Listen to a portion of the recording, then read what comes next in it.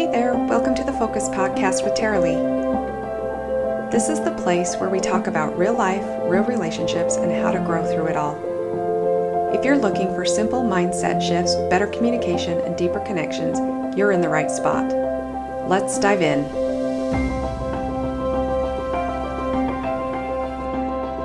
You have a story you tell yourself every single day about your marriage.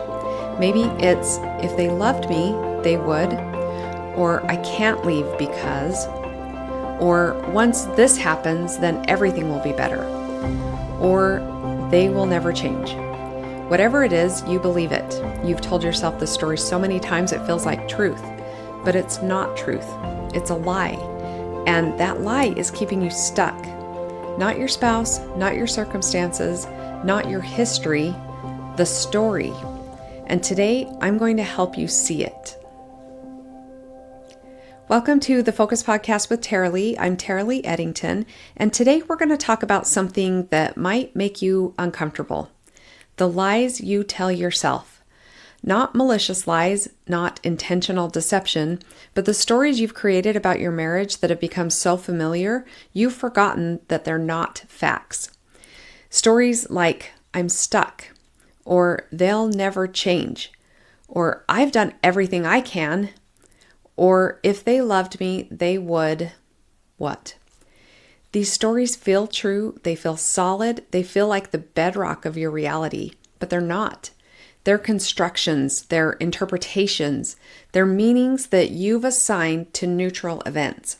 And those meanings are running your life. So today we're going to challenge them. We're going to question them.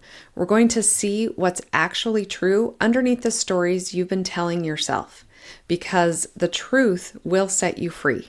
Let me tell you the most common lies that I hear from people struggling in marriages. Story number 1, if they loved me, they would remember important dates, help around the house without being asked, they would initiate sex. If they loved me, they would put their phone down when I'm talking, or prioritize me over work, or show affection in the way that I need. Fill in your blank, because I know you have one. This is the conditional love story, and it goes a little bit like this.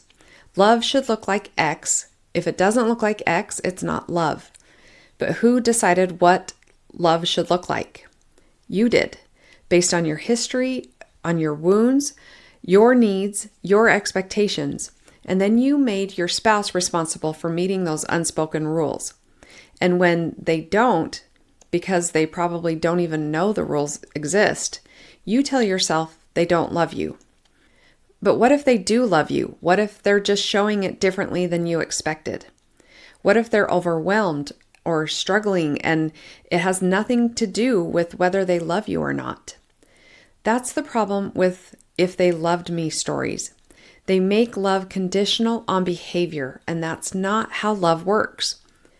Story number 2, I can't leave because of the kids, of the finances, of what people will think. I made a vow. I'm too old to start over. I'll never find anyone else. This is the powerless story, and here's what it actually means. I'm choosing to stay, but I don't want to take responsibility for that choice. Because here's the truth. You can absolutely leave. People leave marriages every single day with kids, with no money, with judgmental families. It's not easy and it's not fun, but it's possible. So when you say, I can't, what you really mean is, I'm choosing not to. I'm choosing the kids. I'm choosing stability over my immediate happiness. I'm choosing financial security over emotional freedom. I'm choosing to honor my commitment despite the pain. And there's nothing wrong with any of those choices, but own them, because I can't makes you a victim. I'm choosing makes you a decision maker, and decision makers have power. Story number 3, once blank happens, then everything will be better. Once the kids are older, once work calms down, once we move, once they get help, once retirement comes. This is the procrastination story, and it's how years get wasted because you're waiting for some external circumstance to change before you deal with what's actually wrong. But circumstances don't fix dynamics. If you're disconnected now, you won't magically reconnect when the kids leave. You'll just be two disconnected people in an empty house. If your spouse is emotionally unavailable now, retirement is not going to fix that. They'll just be emotionally unavailable with more free time. The once this happens story lets you avoid the hard work of dealing with what's wrong right now. Story number 4. I've done everything I can. It's all up to them now. This is the absolution story, and it's rarely true. What it usually means is I've done everything I'm willing to do. I've done everything I know how to do, or I've done everything that feels comfortable. But have you actually done everything? Have you examined your own patterns with brutal honesty? Have you worked on your own emotional regulation? Have you stopped making your spouse responsible for your happiness? Have you addressed your own childhood wounds that show up in your marriage? Most people haven't, because it's easier to say, I've tried everything, than to admit I've tried everything except looking at myself. Story number 5, they'll never change. This is the hopelessness story, and it's honestly the most dangerous one, because it becomes a self-fulfilling prophecy. When you believe someone will never change, you stop creating space for them to change. You stop noticing when they try. You dismiss their efforts as too little too late. You remain skeptical even when they show up differently. And guess what happens? They stop trying. Because why would they keep trying if you've already decided it won't matter? So why do we create these stories? Why do we tell ourselves lies that keep us stuck? Because stories serve us, even the painful ones. Stories give us certainty in an uncertain world. If they loved me, they would remember my birthday. That story is clear. It's simple. It's testable. They forgot. They don't love you. Case closed. No ambiguity, no uncertainty, no need to sit with the discomfort of not knowing. Stories protect us from responsibility. I can't leave because of the kids. That story means you're not choosing to stay, you're trapped. And if you're trapped, you're not responsible for the consequences of staying. You're a victim, not a participant. Stories protect us from fear. Once the kids are older, then we'll work on us. That story means you don't have to face the scary possibility that your marriage might not survive. You can just wait and hope and avoid. Stories protect us from our own contribution to the problem. I've done everything I can. That story means the problem is all them. You've been perfect, you've been blameless, trying so hard, and you don't have to look at the ways you've shut down or shut them out or contributed to the dynamic. But here's the cost of these stories. They keep you stuck. They keep you small. They keep you powerless. Because as long as the problem is external, them, the circumstances, the timing, you can't fix it. You can only wait and hope and suffer. Okay, let's dive deeper into this next one, because it's the story that keeps more people trapped than any of the others. I can't leave because of the kids. On this one, let me ask you something. What do you think staying in a miserable marriage is teaching your kids? They're watching you every single day, and they're learning what marriage looks like. They're learning what love looks like. They're learning what you should tolerate. They're learning that you stay even when you're miserable. They're learning that marriage means suffering in silence. Is that what you want to teach them? Now, I'm not saying that you should leave. That's not my call to make. But if you're staying for the kids, be honest about what you're actually teaching them. And then ask yourself, is this the model of marriage I want them to carry into their own relationships? I can't leave because of finances. All right, this one, let's actually look at this one. Have you consulted a divorce attorney to understand what it would actually cost? Have you looked into what you'd be entitled to? Have you considered that staying in a marriage that drains you might be costing you in health, in career opportunities you're too depressed to pursue, in life you're not living?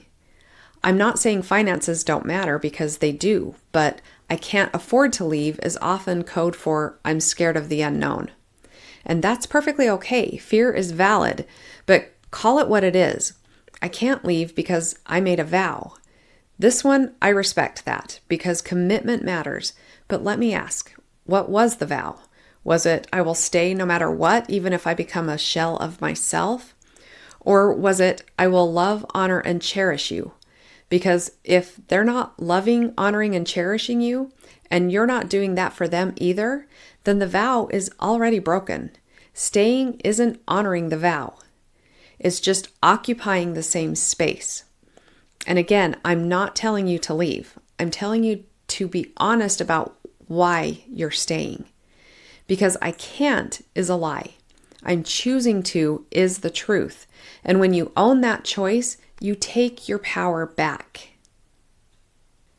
Okay, the next one. Once blank happens, then we'll be okay. This story is insidious because it sounds reasonable. Of course we're struggling. We have 3 kids under 5 and we're both exhausted.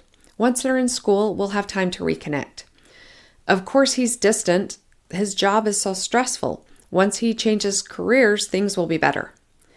Of course we're not intimate. We're dealing with so much right now. Once life calms down, we'll get back to us. And then you wait, and you wait, and wait.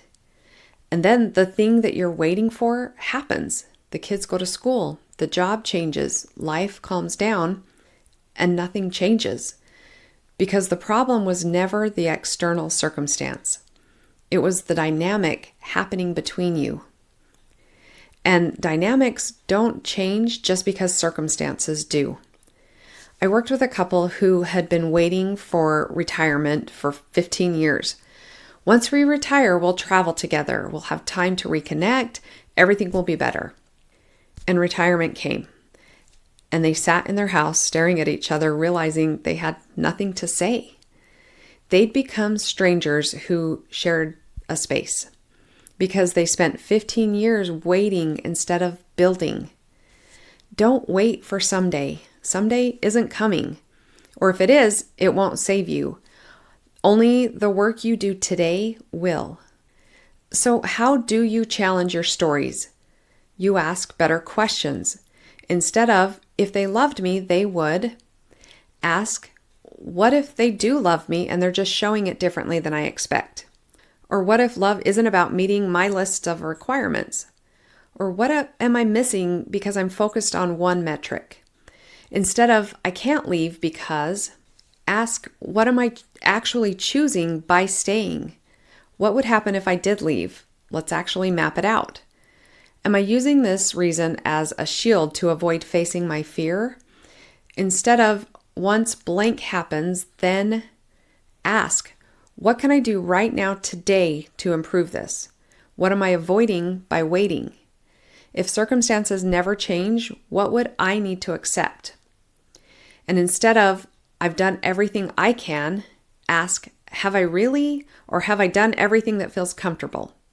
What haven't I tried because it scares me? What would I need to look at in myself that I've been avoiding? And instead of, they'll never change, ask, how do I know that? Am I looking for evidence they're changing or evidence they're not? Have I created space for them to change or have I already written them off? See how different those questions feel? The first set keeps you stuck. The second set opens up possibility. Let me tell you about a client. Her story was, I can't leave because of the kids. She'd been telling herself this for 8 years. 8 years of staying in a marriage that made her miserable. 8 years of martyring herself for her children. When she came to me, she was depressed, resentful, and convinced that she was trapped. So I asked her, what if you could leave? What if the kids weren't a factor? Would you stay? No, absolutely not. Okay, so you're not staying because you want to. You're staying because you think you have to. I do have to. I can't do that to my kids. And I asked her, what do you think you're doing to your kids by staying? She was quiet for a really long time. And then she said, I'm teaching them that love is suffering, that marriage is endurance, that women sacrifice themselves for everyone else. I asked her if that's what she wanted to teach them. Absolutely not. She said, I want them to see me as strong. I want them to see me happy and whole. Then what would a strong, happy, whole version of you do?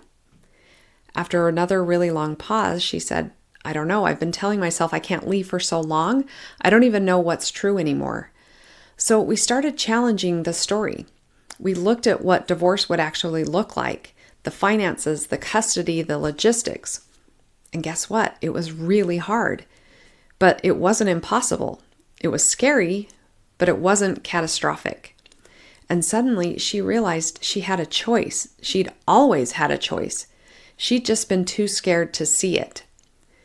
Now, here's the twist, though. She didn't leave, but everything changed. Because once she owned that she was choosing to stay, not forced to stay, she stopped being a victim. She started setting boundaries. She started taking care of herself. She started showing up differently in the marriage. And her husband noticed. And he asked her what was different. And she said, I'm not staying because I have to, she said. I'm staying because I'm choosing to. But I'm choosing a different kind of marriage than the one that we've had. And if you can't meet me there, I'm going to choose differently. That conversation saved their entire marriage.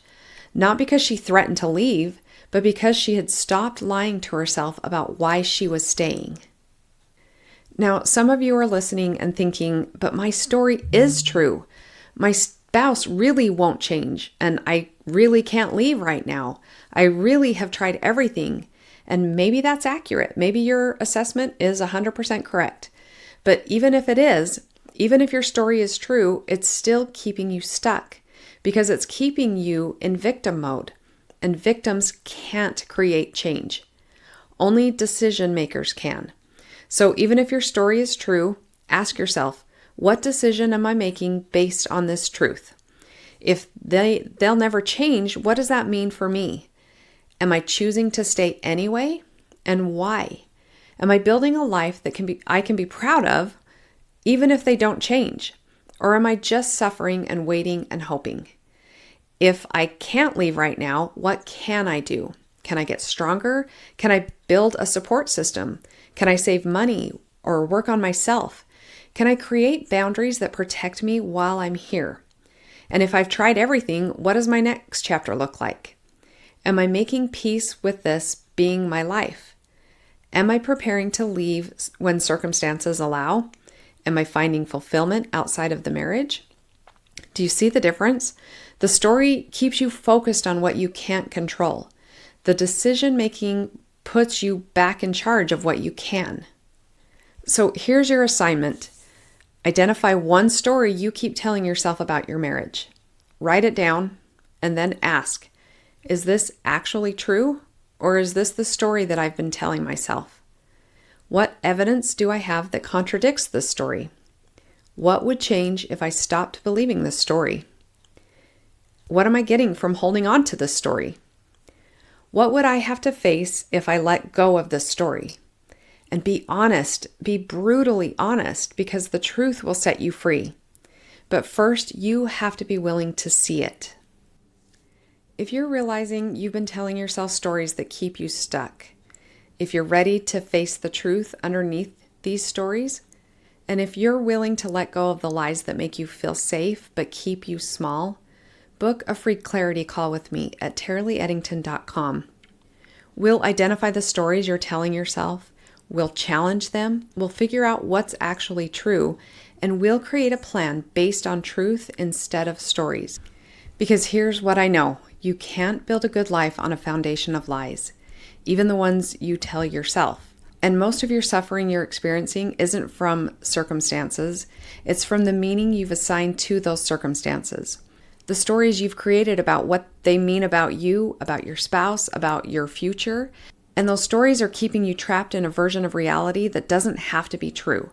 But you have to be willing to question them. You have to be willing to see that they're stories, not facts. And you have to be willing to create new stories. Or better yet, live in truth instead of stories. That's the work. It's hard, but it's the most freeing thing you will ever do. Thanks for being here with me today. I know this was kind of a challenging one, but sometimes the most challenging episodes are the most important ones. And if something shifted for you today, I hope you will share it with somebody who needs to hear it. Keep showing up, keep growing, and remember, what you focus on expands. So let's stop focusing on the stories that keep you stuck and start focusing on the stories that set you free. I will see you in the next episode.